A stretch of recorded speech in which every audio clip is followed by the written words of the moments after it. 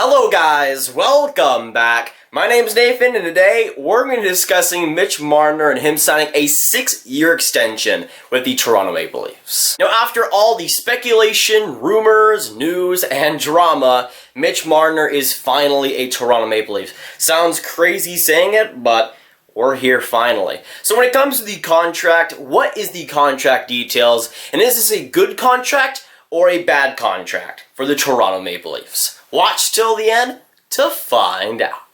Now, after a week of totally insane Mitch Marner rumors, we've finally gotten to a point where it was set in stone. Darren Dreger today said that it was going to happen in the next couple of days, or it was either going to get pushed until October. And we were all thought, okay, Darren, this is just another game that you're playing. But he was actually right.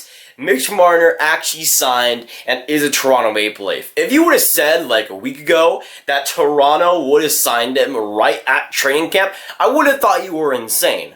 But again, here we are. After a week filled with rumors on Mitch Marner, we had a report that said that Mitch Marner turned down an $11 million offer back in July. And everybody under the sun, especially a lot of Leafs fans I saw, pretty much turned on Mitch Marner. Somewhat the same with myself. And you could sense that the Mitch Marner camp kind of heard that outcry and kind of got off their butt and say, hey, we might want to actually sign this deal. And they finally got it done. It's September 13th.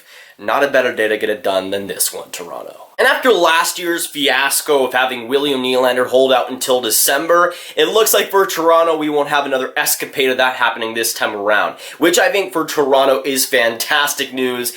Maybe not for Toronto media, but for Toronto it's great for them. No more distractions, and now they can finally name their captain. It probably was going to be Austin Matthews, that's why it hasn't been named yet, but Austin Matthews likely will be the guy. And now for Toronto, they can just now focus on the season, which we all thought wasn't going to happen with Mitch Marner still unsigned.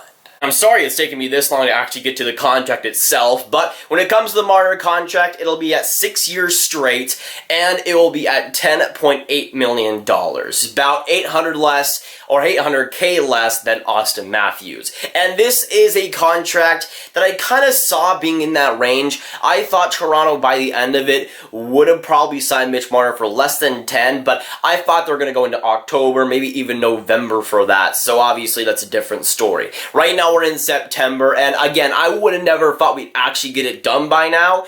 It's insane that we got it done. But it looks like both Kyle Dubas and the Mitch Marner camp just finally got to it, and finally got negotiations going. We saw Darren Dreger in the past couple of days saying the negotiations have been heavily in favor of both sides, that again, they both have been progressing well, and that definitely is the case here. Toronto signed Mitch Marner, and it's finally over. But that does not mean I like the contract, okay?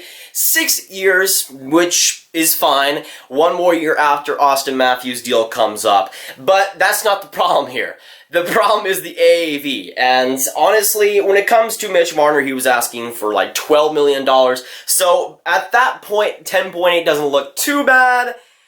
But I think it is pretty bad. I don't think it's a terrible contract. It's nowhere near a good contract, though. I think when it comes to Mitch Marner, his value right now is at $9.5 million. That's what I would have given him around Nikita Kucherov money. I don't think anybody should be giving Mitch Marner more than Nikita Kucherov, at least in my world. And yes, he is an RFA, yes, he is younger, but when it comes to Toronto, it still doesn't mean it's a great contract.